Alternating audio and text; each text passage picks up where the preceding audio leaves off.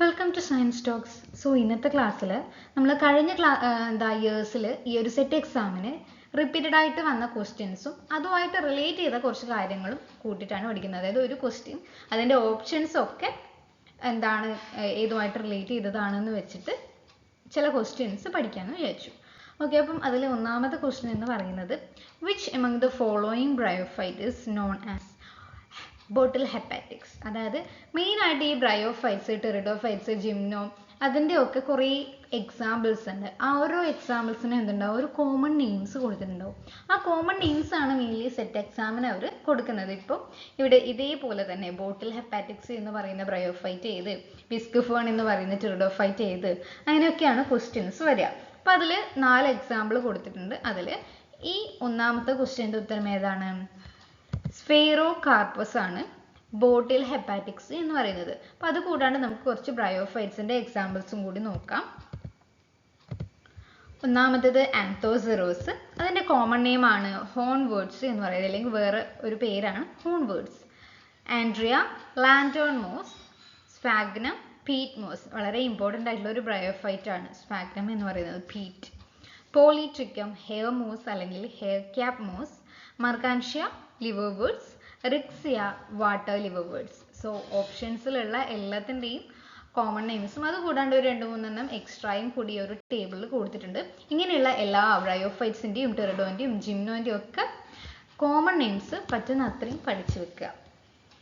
Okay, second question, genetically distinct geographic variety, population or race within a species which genotypically adapted to specific environment condition is known as. നമ്മൾ എക്കോളജിയിൽ പഠിക്കുന്ന കുറേ terms ഉണ്ട്, എക്കോടൈപ്സ്, എക്കാർഡ്സ്, edge species, എക്കോക്ലൈൻസ് എന്നൊക്കെ പറഞ്ഞിട്ട്. അപ്പം അതിൽ ഏതെങ്കിലും ചിലതിൻ്റെ ഡെഫിനേഷൻ തന്നിട്ട് ഇത് ഏത് ടൈപ്പ് ആണെന്ന് ചോദിക്കും. നമ്മൾ ഇവിടെ തന്നിരിക്കുന്നത് എന്താ, ഒരു സ്പീഷീസ് ഉണ്ട്, അതായത് സെയിം സ്പീഷീസിൻ്റെ ഉള്ളിൽ തന്നെ ജിയോഗ്രാഫിക്കലി വെറൈറ്റി ആണ്, ജനറ്റിക്കലി ഡിസ്റ്റിങ്ക്റ്റ് ആയിട്ടുള്ള ഓർഗാനിസം ഏതൊക്കെയാണ്, അവരെ എല്ലാവരും ഒരുമിച്ച് വിളിക്കുന്ന പേരെന്താണ്.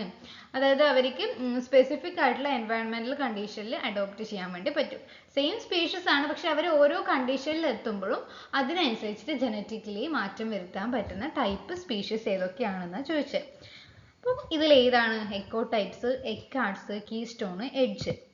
എക്കോടൈപ്പാണ് ഇതിന് ഈ ഒരു ഡെഫിനിഷൻ എന്ന് പറയുന്നത്. നമുക്കൊരു എക്സാമ്പിൾ വെച്ച് നോക്കിയാൽ നിങ്ങൾ കേട്ടിട്ടുണ്ടാകും യൂഫോബിയസിൽ വരുന്ന യൂഫോബിയ ഹിർട്ട എന്ന് പറയുന്ന പ്ലാന്റ്. അപ്പോൾ ഈ ഒരു യൂഫോബിയ ഹിർട്ട എന്ന് പറയുന്നത് പല ക്ലൈമാറ്റിക് കണ്ടീഷനിൽ കാണുന്നുണ്ട്. അതായത് ഡ്രൈ ഹാർഡ് സോയിൽസിലും ഹെവിലി ട്രാമ്പിൾഡ് ഏരിയാസിലും അങ്ങനെ പല ഏരിയാസിലും കാണുന്നുണ്ട്. അപ്പോൾ ഓരോ ഏരിയയിലും അതിൽ ഓരോ അഡാപ്റ്റേഷൻ ഉണ്ട്. ആ ഏരിയയിൽ അഡാപ്റ്റ് ചെയ്യാൻ വേണ്ടിയിട്ട് അവർ ജനറ്റിക്കലി ചേഞ്ച് ആവുന്നുണ്ട്. ഓരോ ഗ്രാസ് സ്പീഷീസിനും ഡിഫറെൻറ്റ് എക്കോടൈപ്സ് അഡാപ്റ്റേഷൻസ് ആണ് ഉള്ളത്. അപ്പോൾ അതാണ് എക്കോടൈപ്പ് എന്ന് പറയുന്നത്. ബാക്കിയുള്ളത് എന്തൊക്കെയാണെന്ന് നോക്കാം. അപ്പോൾ എന്താണ് ഒരു എക്കാർഡ്സ്? എക്കാർഡ്സ് എന്ന് പറയുമ്പോൾ അവിടെ ടെമ്പററി എന്നുള്ള വേർഡാണ് ഇമ്പോർട്ടൻ്റ് ആയിട്ട് വരുന്നത്. Temporarily reversible variation in morphology. അതായത് അവർക്ക് ചില പ്രത്യേക സമയത്ത് മാത്രമായിരിക്കും ആ ഒരു മാറ്റം ഉണ്ടാകുക. ജനറ്റിക്കലി വരുന്ന മാറ്റമല്ല, പുറമേയുള്ള ആ ഒരു അഡാപ്റ്റേഷൻ മാറുന്നു. അതൊരു ടൈം കഴിഞ്ഞാൽ അത് എന്താകും, അത് റിവേഴ്സിബിൾ ആയിട്ട് മാറും. അവിടെ എന്താ മെയിൻലി മോർഫോളജിക്കലി ആണ് വേരിയേഷൻ വരുന്നത്. ഇപ്പം നിങ്ങൾക്ക് എക്കോടൈപ്പുമായിട്ട് കൺഫ്യൂഷൻ ഉണ്ടാകും. പക്ഷേ എക്കോടൈപ്പ് എന്ന് പറയുമ്പോൾ അവിടെ ജനറ്റിക്കലി ഡിസ്റ്റിങ്ക്റ്റ് ജിയോഗ്രഫിക് വെറൈറ്റി ആണ്. ഇവിടെ മോർഫോളജിക്കലി ആണ് ചെറിയ മാറ്റങ്ങൾ വരുന്നത്. ദെൻ സെക്കൻഡ് വൺ എന്ന് പറയുന്നത് കീസ്റ്റോൺ സ്പീഷീസ് ആണ്. അതായത് ഒരു എക്കോസിസ്റ്റത്തിൽ ഏറ്റവും ഇമ്പോർട്ടൻ്റ് ആയിട്ടുള്ള സ്പീഷീസ്, അതായത് ഈ ഒരു സ്പീഷീസ് അവിടെ ഇല്ലെങ്കിൽ ആ എക്കോസിസ്റ്റത്തിൽ തന്നെ വലിയൊരു ഇമ്പാക്റ്റ് ഉണ്ടാക്കും. അതാണ് കീ ആയിട്ടുള്ള ഒരു സ്പീഷീസ് ആണ് അവിടെ. ഇപ്പോൾ ഒരു എക്കോസിസ്റ്റം ആണെങ്കിൽ നമ്മൾ പോളിനേഷൻ്റെ കേസിൽ തന്നെ പറഞ്ഞാൽ പോളിനേറ്റിംഗ് ഏജൻസ് ആ ഒരു എക്കോസിസ്റ്റത്തിൽ ഇല്ലെങ്കിൽ പോളിനേഷൻ നടക്കില്ല. അത് വലിയ രീതിയിൽ അതിനെ ബാധിക്കും. പോളിനേറ്റേഴ്സ് ഒരു കീസ്റ്റോൺ സ്പീഷീസ് ആയിട്ട് പറയാം. അതുകൂടാതെ ഇപ്പം ലയൺ, കടുവ എന്നൊക്കെ പറയുന്ന ആ ഒരു എക്കോസിസ്റ്റത്തിൽ കടുവ ഇല്ലെങ്കിൽ മാനിൻ്റെ എണ്ണം കൂടും അല്ലേ. അപ്പോൾ മാനിൻ്റെ അളവ് ക്രമാതീതമായി കൂടുന്നത് ആ ഒരു എക്കോസിസ്റ്റത്തിന് നല്ലതല്ല. എപ്പോഴും ബാലൻസ് ആയിട്ട് വെക്കണം. അപ്പം അങ്ങനെയുള്ള ആൾക്കാരെയാണ് കീസ്റ്റോൺ, മെയിൻലി കാർണിവോറസ് ആയിട്ടുള്ള പ്ലാന്റ്സും പിന്നെ കുറച്ച് പ്ലാന്റ്സ് അല്ല ആനിമൽസും പിന്നെയുള്ള ഇതേപോലെയുള്ള പോളിനേഷൻ ഒക്കെയാണ് എക്സാമ്പിൾ ആയിട്ട് വരുന്നത്. Then next one is edge species. species that thrive in areas where two different habitats or ecosystem meet. അതായത് എഡ്ജ് നമ്മളുടെ സൈഡിലായിട്ട് വളരുന്നത്, ആ ഒരു സൈഡ് ആണെങ്കിൽ ഒരു സൈഡിൽ വേറൊരു ക്ലൈമാറ്റിക് കണ്ടീഷൻ, ഒരു പകലുള്ള ഏരിയ, നല്ല ചൂടുള്ള ഒരു ക്ലൈമാറ്റിക് കണ്ടീഷൻ, തൊട്ടടുത്ത് അത്യാവശ്യം ഹ്യൂമിഡിറ്റി ആയിട്ടുള്ള അങ്ങനെ ഒരു എന്താ ബോർഡറിൽ കഴിയാൻ പറ്റുന്ന പ്ലാന്റ്സ് അല്ലെങ്കിൽ ജീവികൾക്കൊക്കെ പറയുന്ന പേരാണ് എഡ്ജ് എന്ന് പറയുന്നത്. Okay. So the third question, select the correctly matched pair. അപ്പോൾ നമ്മൾക്ക് 4 ഓപ്ഷൻ തന്നിട്ടുണ്ട്. അത് 4ഉം എന്താ, ഫംഗസിൽ കാണുന്ന കുറേ ഫ്രൂട്ടിംഗ് ബോഡീസ് ആണ്. അതിൻ്റെ ഒരേ ഡെഫിനേഷനും എക്സാമ്പിൾസും കൊടുത്തിട്ടുണ്ട്. അപ്പോൾ അതിൽ ഓരോന്നും ഏതാണ് ശരിയെന്നാണ് നോക്കേണ്ടത്. ഓക്കെ. അതിൽ ഫസ്റ്റ് വൺ എന്ന് പറയുന്നത് എന്താ, ക്ലീസ്റ്റോത്തീസിയം ആണ് തന്നത്. സോ ക്ലീസ്റ്റോത്തീസിയം എന്നുള്ള പേര് കേൾക്കുമ്പോൾ നിങ്ങൾക്ക് ഫസ്റ്റ് ഓർമ്മ വരേണ്ടത് എന്താണ്, അവ കംപ്ലീറ്റ്ലി ക്ലോസ്ഡ് ആണ്, അവിടേക്ക് ഓപ്പണിങ്സ് ഒന്നും ഇല്ലാത്ത ഫ്രൂട്ടിംഗ് ബോഡിയാണ് ക്ലീസ്റ്റോത്തീസിയം. അവ സ്പെറിക്കൽ ആണ്. സോ ഇവിടെ തന്നേക്കുന്നത് ഫ്രൂട്ടിംഗ് ബോഡി ഫ്ലാസ്ക് ഷേപ്പ്ഡ് എന്നാണ് തന്നേക്കുന്നത്. വൺ എക്സ്റ്റേണൽ ഓപ്പണിംഗ് പ്രസന്റ് ആണെന്ന് പറഞ്ഞു. സോ ഈ ഒരു ഓപ്ഷൻ നമുക്ക് കംപ്ലീറ്റ്ലി തെറ്റാണെന്ന് പറയാം. സോ ന്യൂറോസ്പോറയിലും കാണുന്നില്ല, മേലി കാണുന്നത് പൗഡറി മൾഡ്യൂ ആണ്. ഓക്കെ. ദെൻ സെക്കൻഡ് വൺ ഇവിടെ അപ്പോത്തീസിയം ആണ് തന്നേക്കുന്നത്. Fruiting body is spherical shaped and asci are present in subhymenium. ഇവിടെ തന്നേക്കുന്നത് സ്പെറിക്കൽ ഷേപ്പ് ആണ് എന്നാണ്. നമ്മൾ തൊട്ട് മുന്നേ പറഞ്ഞു സ്പെറിക്കൽ ഷേപ്പ് ആരാണ്, ക്ലീസ്റ്റോത്തീസിയം ആണ്. സോ അപ്പോത്തീസിയം, ഈ ഒരു ഓപ്ഷനും തെറ്റാണ്. അപ്പോത്തീസിയത്തിന്റെ ഷേപ്പ് പറയുമ്പോൾ നമ്മൾ എക്സാമ്പിൾ പെസൈസ് തന്നെയാണ് കേട്ടോ അപ്പോത്തീസിയം കാണുന്നത്. അവ എന്താണ്, ഒരു കപ്പ് ഷേപ്പ് ഉള്ളതാണ്. അപ്പോത്തീസിയം എന്ന് പറയുന്നത് കപ്പ് ഷേപ്പ് ഉള്ളതാണ്. ഓക്കെ. ഇങ്ങനെ ഒരു കപ്പ് ഷേപ്പ് ഉള്ള ആളാണ് അപ്പോത്തീസിയം എന്ന് പറയുന്നത്. ദെൻ തേർഡ് വൺ പെരിത്തീസിയം ആണ്. Fruiting body is cup shaped and remain tightly woven. ഇവിടെ കപ്പ് ഷേപ്ഡ് ആണ് കൊടുത്തേക്കുന്നത്. കപ്പ് ഷേപ്ഡ് ആരാണെന്ന് പറഞ്ഞു, അപ്പോത്തീസിയം ആണ്. പെരിത്തീസിയം എന്ന് പറയുന്നത് കപ്പ് ഷേപ്പ് അല്ല, കുറച്ചും കൂടി ക്ലോസ്ലി ഇന്റർവൂവൺ തന്നെയാണ്. ഫ്ലാസ്ക് ഷേപ്പ്, ഇത് കുറച്ച് വൈഡ് ഓപ്പൺ ആണ്, ഇത് കുറച്ച് അങ്ങനെ ഫ്ലാസ്ക് ഷേപ്പുള്ള ആളാണ് പെരിത്തീസിയം എന്ന് പറയുന്നത്. ഓക്കെ. അപ്പോൾ ഈ ഒരു ഓപ്ഷൻ നമുക്ക് തള്ളിക്കളയും. ഇനി ഇത് മാത്രമേ ബാക്കിയുള്ളൂ, ആസ്കോസ്ട്രോമ. Fruiting body is no differentiated. Asci are present in stroma. Okay. Example microspherella. So answer എന്ന് പറയുന്നത് D ആണ്.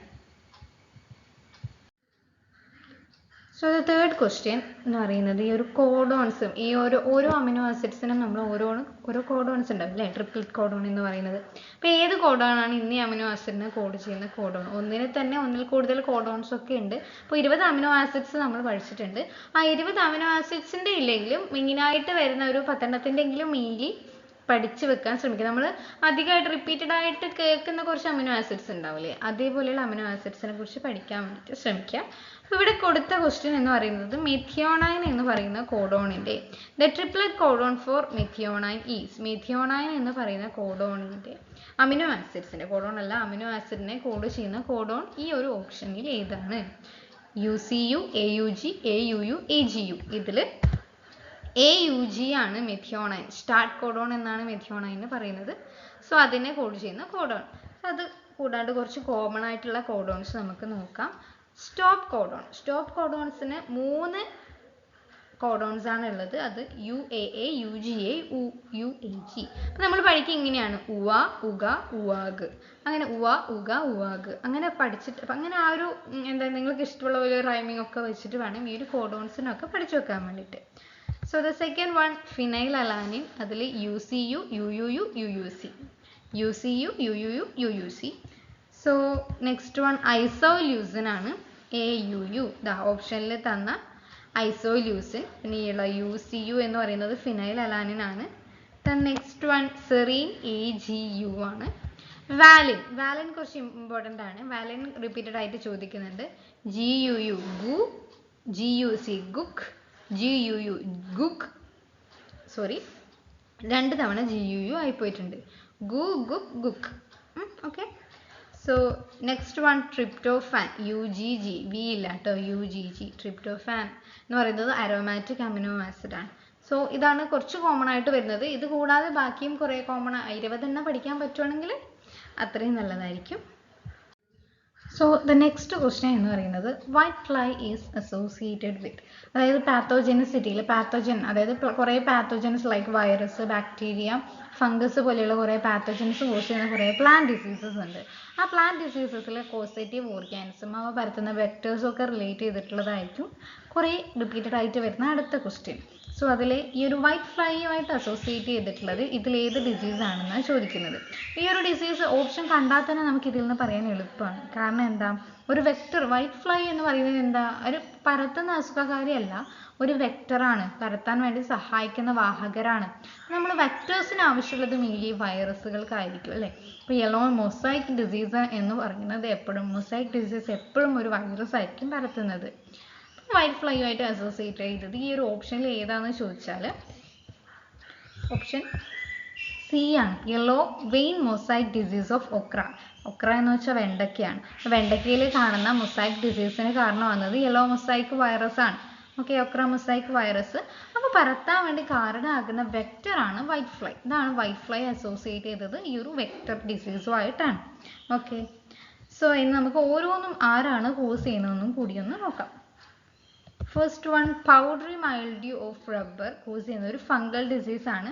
അത് കോസ് ചെയ്യുന്നത് സ്പെറോതീക്ക, യുങ്കിനുല എന്ന് പറയുന്ന കുറേ സ്പീഷീസ് ഉണ്ട്. അതിൽ ഏത് തരത്തിലുള്ള സ്പീഷീസ് വേണമെങ്കിലും ഈ ഒരു പൗഡറി മൈൽഡ്യൂ കോസ് ചെയ്യാം. Okay, leaf spot of mango. ഞാൻ ജസ്റ്റ് പൗഡറി മൈൽഡ്യൂ എന്ന് പറയുമ്പം ആ ഒരു ഡിസീസിൻ്റെ പേരാണ് ഇവിടെ കൊടുത്തേക്കുന്നത്, സോറി, ഫംഗസിൻ്റെ പേരാണ്. Leaf spot of mango cause ചെയ്യുന്നത് സ്യൂഡോസെർക്കോസ്പോറ എന്ന് പറയുന്ന ഒരു ഫംഗൽ സ്പീഷീസ് ആണ്. The next one, okra disease virus ആണ് കോസ് ചെയ്യുന്നത്. ആ വൈറസിൻ്റെ വെക്ടറിനെയാണ് നമ്മൾ വൈറ്റ് ഫ്ലൈ എന്ന് പറയുന്നത്. Okay, then last one, red rust of tea parasitic green ആൽഗയാണ്. അതേപോലെയുള്ള കുറേ അസുഖങ്ങളുണ്ട്, downy mildew, white downy mildew എന്നൊക്കെ പറഞ്ഞിട്ട്, നെക്രോസിസ്, ക്ലോറോസിസ്. ഓക്കെ, അപ്പോൾ അതിൻ്റെയൊക്കെ പരമാവധി കോസേറ്റീവ് ഓർഗാനിസത്തിനെ പഠിച്ച് വെക്കാൻ വേണ്ടിയിട്ട് ശ്രമിക്കാം. ബാക്കി ഇതേപോലെയുള്ള ഇമ്പോർട്ടൻ്റ് ആയിട്ടുള്ള ക്വസ്റ്റ്യൻസും അതുമായി റിലേറ്റ് ചെയ്തിട്ടുള്ള ബാക്കിയുള്ള പോർഷനും ഉണ്ടാക്കിക്കൊണ്ടുള്ളൊരു ക്ലാസ് ഇങ്ങനെ പഠിക്കുന്നതായിരിക്കും കുറച്ചും കൂടി നല്ലത്. ജസ്റ്റ് ക്വസ്റ്റ്യൻ മാത്രം നോക്കാതെ അതുമായിട്ട് റിലേറ്റ് ചെയ്തിട്ടുള്ള കാര്യങ്ങളും കൂടി പഠിക്കുമ്പോൾ കുറച്ചും കൂടി നമ്മൾ ഡീറ്റെയിൽഡ് ആയിട്ട് പഠിക്കുകയാണ്. ഓക്കെ, ഇന്ന് വന്ന അതേ ക്വസ്റ്റ്യൻ ആയിരിക്കില്ല ചിലപ്പോൾ അടുത്ത കൊല്ലം വരുന്നത്, അതുമായിട്ട് റിലേറ്റ് ചെയ്ത് വേറെ ക്വസ്റ്റ്യൻ ആയിരിക്കാം. സോ അതുകൊണ്ടാണ്. സോ ക്ലാസ് ഇഷ്ടപ്പെട്ടെങ്കിൽ കമൻറ്റ് ചെയ്യുക, ഒന്ന് സബ്സ്ക്രൈബ് കൂടി ചെയ്തിരിക്കുക. Thank you.